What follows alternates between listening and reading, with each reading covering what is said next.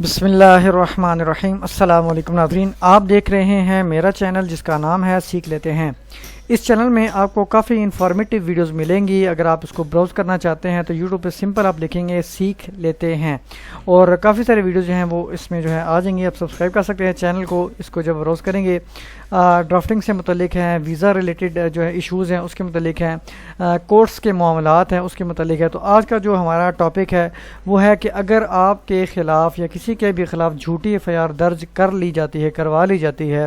تو اس کو خارج کروانے کے لیے اپلیکیشن کو کس طرح ڈرافٹ کیا جاتا ہے، یہ کون سی اپلیکیشن ہوتی ہے، کہاں پہ فائل کی جاتی ہے،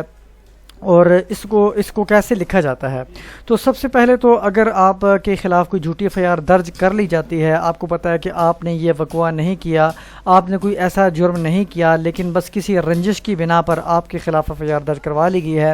تو سب سے پہلے تو آپ شامل تفتیش ہوں، ضمانت اپنی کروا لیں، بری ضمانتیں کروا لیں۔ اس کے بعد شامل تفتیش ہوں، اپنے بیانات ریکارڈ کریں، اپنے گواہان کے بیانات ریکارڈ کروائیں جو آپ کے حق میں بیانات دیں۔ لیکن اگر اس کے باوجود بھی تفتیشی افسر جو ہیں وہ آپ کے یعنی کہ آپ کی فیور نہیں کر رہا، اور پھر بھی غیر جانبدارانہ جو ہے وہ انکوائری یا تفتیش نہیں کر رہا، تو پھر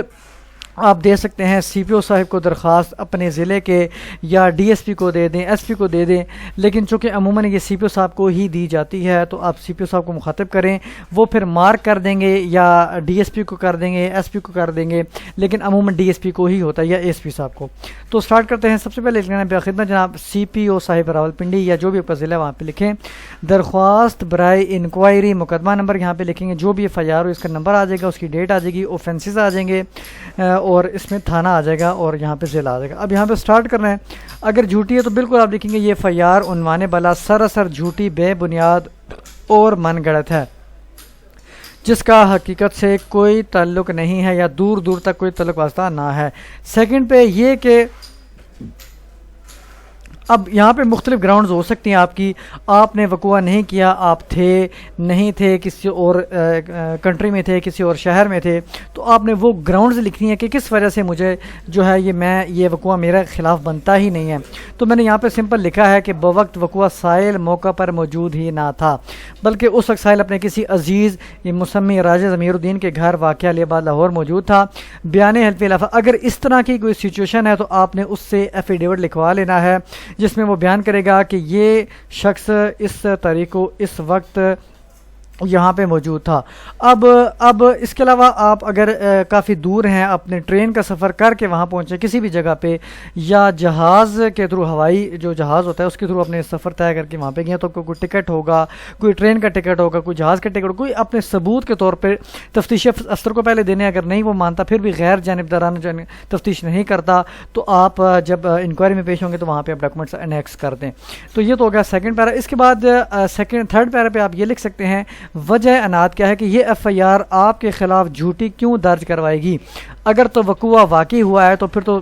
کہہ سکتے ہیں، لیکن عموماً لوگ جھوٹی ایف آئی آر بھی درج کرواتے ہیں، پیچھے جو اناد کوئی اور ہوتی ہے لیکن اس کی آڑ میں کسی کو پھنسانے کے لیے ایف آئی آر درج کروا لیتے ہیں۔ تو یہاں پہ میں نے ایگزامپل کے طور پر لکھا ہے وجہ اناد یہ ہے کہ کچھ عرصہ قبل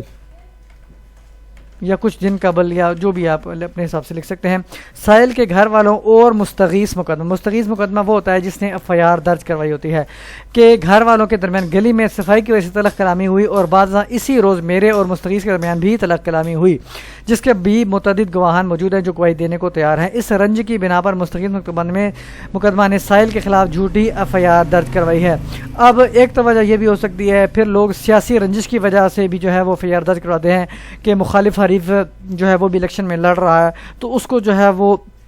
نیچا کرنے کے لیے یا اس کو سبق سکھانے کے لیے، تو کوئی بھی وجہ ہو سکتی ہے کہ آپ کے خلاف جھوٹے ایف آئی آر ہے۔ تو آپ نے پہلے سوچنا ہے کہ کیا وجہ ہے کہ جو آپ کے خلاف یہ ایف آئی آر درج کر رہے ہیں، یا اس سے پچھلے کوئی اور ایف آئی آر ہو جو انہی پارٹیز کے درمیان ہو، تو اس کا بھی حوالہ دیا جا سکتا ہے کہ پہلے بھی ہمارے خلاف ایف آئی آر اس نے درج کرائی تھی، یا ہم نے اس کے خلاف کروائی تھی، تو اس کی آڑ میں اب اس نے ہمیں جو ہے اس کا سبق سکھانا تھا، تو اس کے خلاف اس وجہ سے اس نے ہمارے خلاف یہ ایف آئی آر درج کروائی۔ اس کے بعد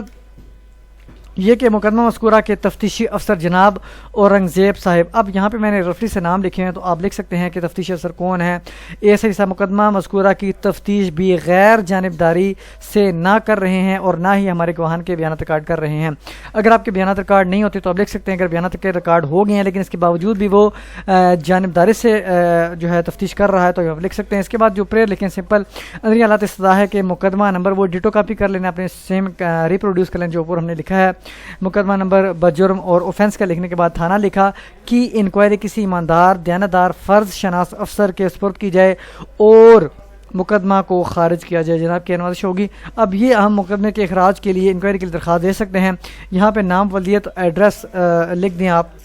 شناخت کارڈ نمبر لکھ دیں اور موبائل نمبر لکھ دیں اور ڈیٹ یہاں پہ ڈال دیں. سگنیچر کر کے آپ سی پی صاحب کو ارسال کر دیں. وہ آپ یا تو ڈی ایس پی کو اپوائنٹ کر دیں گے, ایس پی کو کر دیں گے, ایس پی کو بھی کر سکتے ہیں. اگر ایک اور بات ہے, اگر ایس